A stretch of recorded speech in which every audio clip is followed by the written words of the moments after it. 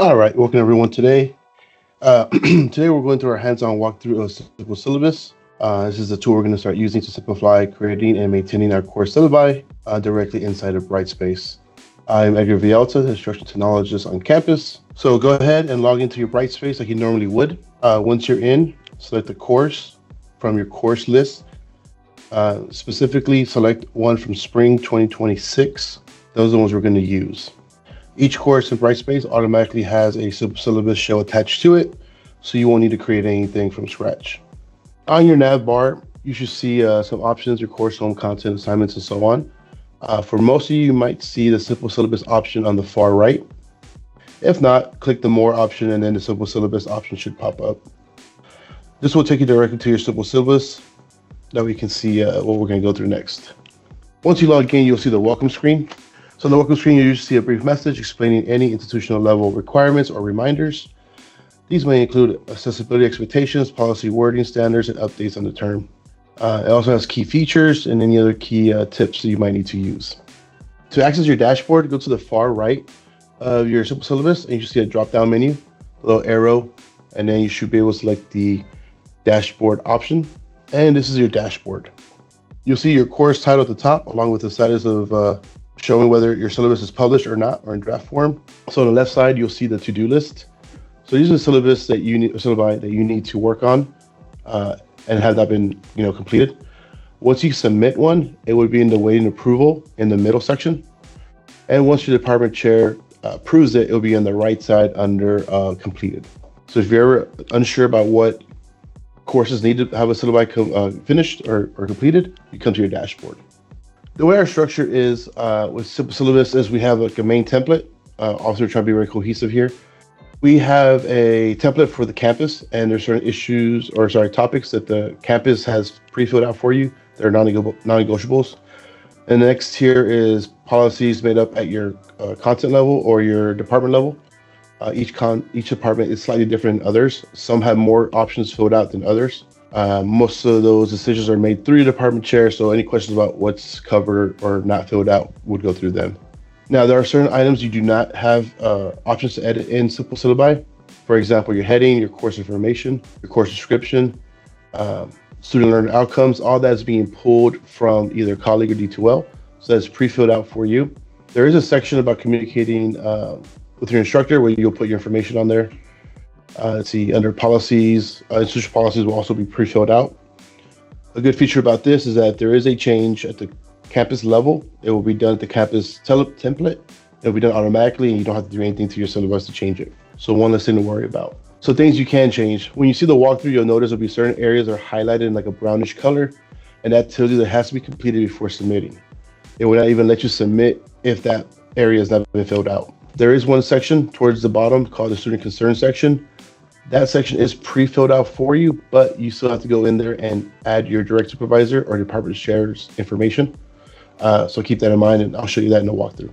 So after you complete your simple syllabus, the final steps will be to preview your syllabus, make sure it looks how you want it to look. So you'll be able to preview your syllabus. Once submitted, like I said, it'll go to your department chair for approval. Either they will approve or reject your syllabus. If it is rejected, it will be sent back to you with the reason why it was rejected, maybe a minor change here or there, and then you just resubmit. There is an exception to the edit part when it comes to your course outline. When we go through the walkthrough, you'll notice there's two sections for the course outline, one that ties into D2L and one that does not.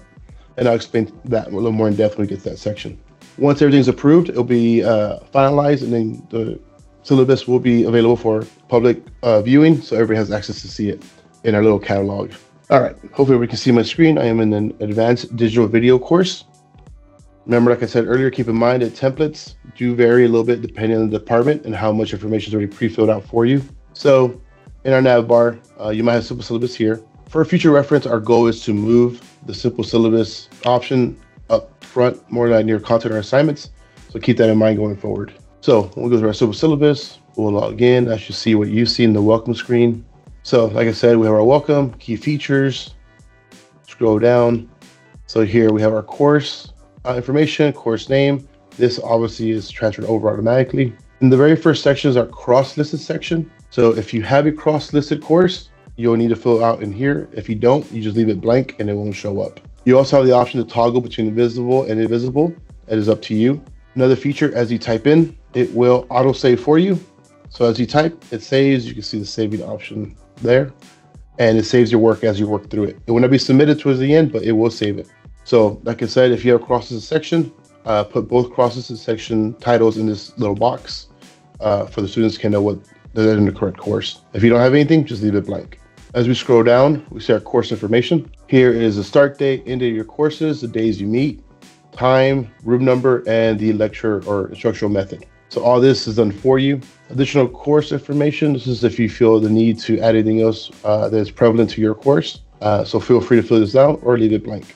Here we are in the instructor information section. As you can see, this is highlighted or around like the orange, brown, red color.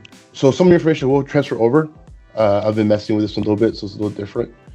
And we can add, remove, or hide different instructors. So to edit, we do a little pencil, and you'll edit your information here. Now, like I said, I had already played here before, but as you can see, there's some asterisks. Those must be filled out in order to hit the save option.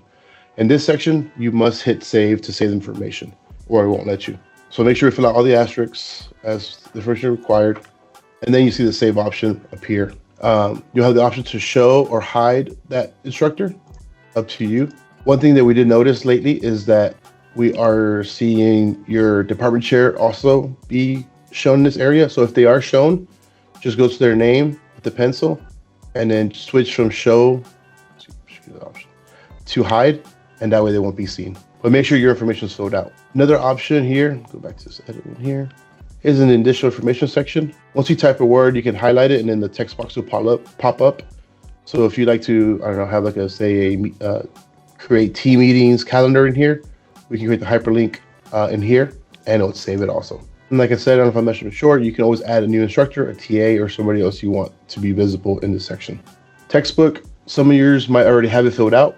Like I said, other departments may have not done it for you, some have.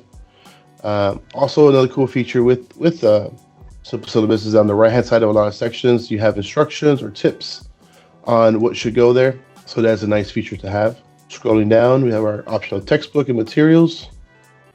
Require subscription. Course description comes transferred over automatically. Here you can find your course requirements. Keep in mind, if you already have a syllabus you used last year, and you have course requirements or your grade details, just copy and paste it over. It will save and it works. It's pretty word friendly. Late work makeup policy, attendance policy. Like I said, all this must be filled out before you can submit. Learner outcomes comes over automatically. Here's the section I mentioned earlier. This is the student concern section. So it is pre-filled out for you, but please insert the name of your department chair or director, whoever is right above you, so the students know who to contact in case there's an issue. So in the course outline, there are two options here to do. You have the first option, which is kind of cool with the D2L. This section here ties into your D2L. So if your D2L course is pretty well organized, you have due dates and all the assignments in your grade book, it will automatically generate those assignments and quizzes in this section. So that's a cool, easy feature. For example, like, when we have snow days or hurricanes or for some reason we don't have campus and you have to change the due dates on your assignments in D2L, it will make that change in your Simple Syllabus. If you do not have a due date on your assignment, it will just put at the very, very top. So it might make it a little unorganized. So like I said, keep this in mind. If your D2L you think is done pretty well, this will be a pretty good feature to use. There's also some instructions on the side to help you with that. Now, if you choose not to do it that way, you have your other option, whereas you fill in your course outline and you put in your table or however you set up your course. So you have options here and you can fill it out, week one, and insert your assignments and whatnot, how you feel works best for your course. Now, the thing about this one is that if you have to make changes on the dates or anything like that, you will have to resubmit your syllabus to your department chair for reapproval. I do want to show you a different course who they've been working their Simple Syllabus, and these are some assignments they already have preset in their D2L. Now they're choosing not to use this option, but just to give you an idea what it looks like in your syllabus, you have the due date, the assignment name, the type, and how many points it's worth. Obviously, they have invisible. They decided to go with their own template that they use for their week one, week two, and so on. And once again, we have a few campus policies already put in there with our GCIC statement, honors contract statement, withdrawal policies with the dates, grading policies, institutional policies and guidelines.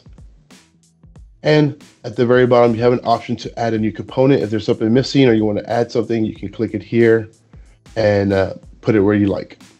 All right, the last thing I'd like to mention for the simple syllabus in D2L is at the very top, you have the replace with a different syllabus option. You can search for previously completed syllabi that you've done already. Obviously, you don't have that option yet because you haven't created any. But for the summer or for the spring or fall semester, we can go back and look for previous syllabi. We'll get that right one day. And then when you search for it, it'll pop up down here, and then you can select it, and it will copy over all the information you had from a previous syllabus.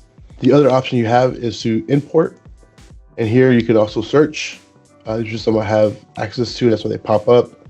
And then when you select the syllabus you want from your search, we can do advanced select, and then we can select specific sections to copy over to a syllabus, and then we can just now we don't have to reinvent the view every time. Kind of like D2L, this is very heavy on the front end. Once you complete it once, all you gotta do is keep copying it over and just tweak it to fit your needs for that new semester. And as you can see in the bottom left corner, the submit button is grayed out because I have not completed all the highlighted sections. But once that's done, you can hit the submit button. You can also hit the preview option to make sure to see what it looks like. And this is kind of what the students will see. And then you can toggle and jump straight to different sections if you'd like. This is our catalog. So here, once you have them all printed out and completed, we'll have a library of all the syllabus completed, so we can do that. So this is the dashboard I was showing you. I am enrolled myself in 2 different classes. As you can see, when I log in, I have a to-do. So this is the one I need to work on that I can edit. This one's already been approved for me. And you see the options you have. You can go back and edit, you can view it. More importantly, you can print it. So you cannot print your syllabus until it has been approved. So keep that in mind. But once you do that, you can actually print as a PDF, I believe, and you can share it also. So that really covers kind of the basics of simple syllabus. The other things I do want to mention is, this is we're going into our first year using this. So as you are using it or learning it and you find an issue or you see a feature that we didn't cover or you would like to know more about, feel free to reach out to the department, at de-support@com.edu. So we can see, like the issue with the instructor, we just found that out 2 days ago. So we're working on that now with simple syllabus. But yeah, so we'll learn as y'all learn, and we'll learn together. That's it for my section. If you have any questions, I'll hang around for another 2 or 3 minutes if you can think of something else. But if not, I appreciate you for coming out and enjoy the rest of your day.